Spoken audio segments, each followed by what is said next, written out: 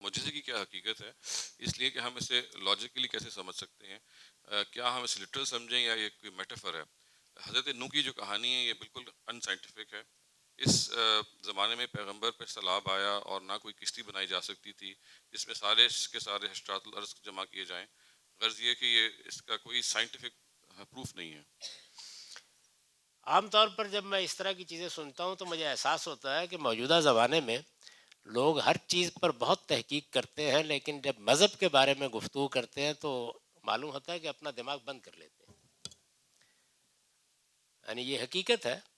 بہت بڑے بڑے لوگوں کو میں نے یہ دیکھا ہے کہ بہت معلومات ہوں گی، مجھے اب بھی یاد ہے میں اس وقت گورنمنٹ کالج کا طالب علم تھا، تو ہم طالب علموں نے گورنمنٹ کالج لاہور میں ایک سوسائٹی ہے بریڈ فلاسفی سوسائٹی، اس میں ایک بہت بڑی شخصیت جو ایک زمانے میں پاکستان کے وزیر خارجہ بھی رہے، ان کو مدعو کیا، اور ان سے ہم یہ چاہتے تھے کہ وہ بین الاقوامی تعلقات کے بارے میں، جس کے وہ بڑے ماہر تھے، گفتگو کریں۔ تو انہوں نے بہت غیر معمولی گفتگو کی، بلکہ میں نے اپنی زندگی میں اس موضوع پر جو بہت اچھے لیکچر سنے ہیں ان میں سے ایک لیکچر ان کا بھی تھا۔ اس کے بعد ہم لوگ بیٹھ گئے، تو چونکہ ان کا ایک خاص مذہبی رجحان بھی تھا تو ہم نے ان کے بارے میں بھی سوالات کرنے شروع کر دیے۔ تو معلوم ہوا کہ وہ آدمی جو پبلک ریلیشنز کے بارے میں اور جدید بین الاقوامی قانون کے بارے میں آسمان پر کھڑا ہوا گفتگو کر رہا تھا، وہ اب زمین پر آ گیا ہے، یعنی کوئی چیز ہی نہیں تھی سرے سے۔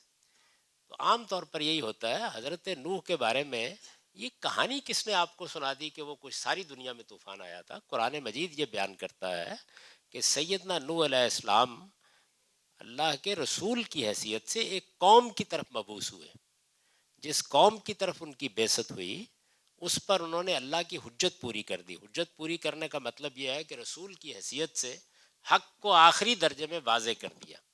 یہ صدیوں تک یہ کام وہ کرتے رہے۔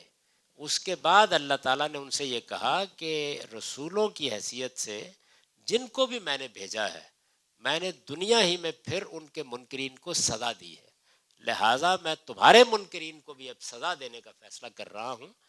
تو جو لوگ تم پر ایمان لا چکے ہیں، وہ 10 ہیں، 20 ہیں، 50 ہیں، 100 ہیں، ان کے لیے ایک کشتی بنا لو، اور ظاہر ہے کہ ایک بڑا طوفان آنے والا ہے۔ اس سے نکلنے کے بعد ممکن ہے کہ زندگی گزارنے کے لیے ابتدائی چیزیں بھی میسر نہ ہوں، تو اپنی ضرورت کی سب چیزیں اس کے اندر رکھ لو۔ بس اتنی بات تھی جو کہی گئی۔ تمام حشرات الارض اس میں رکھ لیے گئے، دنیا کے تمام جانور اس میں رکھ لیے گئے۔ یہ کہانی اور قصہ تو لوگوں نے سنایا ہے، قرآن مجید میں ایسی کوئی بات نہیں ہے۔ قرآن بڑی صراحت کے ساتھ کہتا ہے کہ وہ ایک قوم کی طرف بھیجے گئے، اس قوم پر انہوں نے حجت پوری کی، اس قوم کے لیے سزا کا فیصلہ ہوا، اس قوم پر طوفان آیا، اس سے اہل ایمان کو بچانے کے لیے ایک کشتی بنا لی گئی۔ جب لوگ اس میں بیٹھ گئے تو ان سے کہا گیا کہ آپ کی ضرورت کے جتنے بھی جاندار ہیں، یعنی ظاہر ہے کہ کل کو جب طوفان اترے گا تو زندگی شروع کرنی ہے، تو وہ آپ کشتی کے اندر رکھ لیجئے۔ تو میری گزارش یہ ہے کہ جو لوگ بہت سی چیزیں پڑھتے ہیں ان کو اس طرح کے معاملات میں بھی کہانیوں اور قصوں کے بجائے اصل بات کو پہلے ضرور جان لینا چاہیے۔ بہت مؤدبانہ اس معاملے میں گزارش ہے۔ سوال کا دوسرا حصہ بھی تھا جی انہوں نے کہا یہ سارا کچھ میٹافوریکل نہیں ہے، یہ اس کو تو لٹرل۔ پہلے تو میں نے عرض کر دیا کہ اصل چیز یہ ہے، اور قرآن مجید یہ بتاتا ہے کہ بے شمار پیغمبر آئے جنہوں نے اسی طریقے سے اپنی قوم پر حجت تمام کی، اور اس کے بعد اللہ تعالیٰ نے اسی دنیا میں ان کو سزا دی۔ رسالت میں آپ صلی اللہ علیہ وسلم کے بارے میں بھی یہی ہوا ہے، اس کی بہت سی تفصیلات ہیں۔ قوم لوط کا ذکر آپ دیکھتے ہیں، قوم صالح کا دیکھتے ہیں، قوم ہاد کا دیکھتے ہیں، تو سیدنا نوح علیہ السلام کے معاملے میں بھی بالکل یہی ہوا تھا، اور ایک بہت بڑے علاقے میں اس کے نتیجے میں طوفان آ گیا تھا، اور اس طوفان میں جو لوگ بچ گئے یا جن کو اللہ تعالیٰ نے کشتی میں سوار کر کے بچا لیا، ان کو اگلے دن زندگی شروع کرنی تھی۔ یعنی ان کے لیے کوئی گائے ہوتی، کوئی بھینس ہوتی، کوئی جانور ہوتے، کوئی پرندے ہوتے جن سے وہ زندگی شروع کرتے۔ پھر ایک مرتبہ دوبارہ وہی پروسیس تو نہیں شروع کیا جا سکتا تھا ان کے لیے ضروریات فراہم کرنے کا، تو اس کے لیے اللہ تعالیٰ نے یہ کہا کہ یہ سب چیزیں رکھ لیجئے۔ اس میں جو غلطی لگتی ہے وہ زبان کے ایک اسلوب کو سمجھنے نہ سمجھنے کی وجہ سے لگتی ہے۔ دیکھیے بات یہ ہے کہ لفظ ہر ہے یا آل ہے انگریزی زبان میں، یا ہم عربی میں کہتے ہیں کل، تو یہ کبھی تو سب چیزوں کے لیے بولا جاتا ہے اور کبھی جو قریب میں ہوتے ہیں۔ مثال کے طور پر میں آپ سے یہ کہتا ہوں کہ میں نے تو تمام لوگوں کو یہ بات بتا دی ہے، تو تمام لوگوں سے بعض اوقات وہ لوگ ہوتے ہیں جو میرے پاس بیٹھے ہوئے ہیں، تمام سے کبھی مراد ایک مجلس کے شرکا ہوتے ہیں. تو ایسے الفاظ اصل میں ایک خاص پس منظر میں بولے جاتے ہیں. اس سے لوگوں نے خیال کر لیا کہ یہ طوفان غالباً ایسے آیا تھا کہ ساری دنیا کے اندر طوفان آ گیا تھا. یعنی اللہ تعالیٰ تو یہ کہہ رہے ہیں کہ صرف منکرین پر طوفان آیا تھا, ان کو میں نے ڈبو دیا تھا, ان کو میں نے سزا دی تھی. یہ کسی جگہ بھی بیان نہیں کیا گیا کہ اس میں دنیا ساری کی ساری دریا برد کر دی گئی تھی. تو یہ پہلے تو اس کی تصحیح کر لیجئے. دوسرا جو پہلو اس کا تھا وہ معجزے سے متعلق. دیکھیے خدا جب اپنے پیغمبروں کو بھیجتا ہے تو آپ آج کے زمانے کا تصور نہ کریں کہ جس میں آزادی ہے اور حریت ہے اور میں یہاں امریکہ کی سرزمین پر بیٹھا ہوا آپ کو دین بتا رہا ہوں. ایک بڑا طویل دور دنیا کے اندر ایسا گزرا ہے جس میں بادشاہوں کا مذہب ہی ریاست کا مذہب ہوتا تھا, اور کوئی شخص اگر اس کے خلاف کوئی بات کرے تو اس کی گردن مار دی جاتی تھی. پرسیکیوشن کا دور تھا. چنانچہ دیکھیے کہ سیدنا موسیٰ علیہ السلام کو جب یہ کہا گیا کہ آپ فرعون کے پاس جائیں, تو فرعون امریکہ کا صدر نہیں تھا, وہ اپنے زمانے کا ایک باجبروت بادشاہ تھا. اس کی زبان سے جو نکلتا وہ روب عمل ہو جاتا. تو اللہ تعالیٰ نے ان کو مسلح کر کے بھیجا. چنانچہ 2 معجزات ان کو دیے گئے تاکہ وہ ان کی بات سننے کے لیے تیار ہو جائے. تو یہ خدا دیتا ہے. اس میں اس سے کیا تعلق ہے؟ اس کائنات کا خالق ہے, یہ کائنات اس نے بنائی ہے.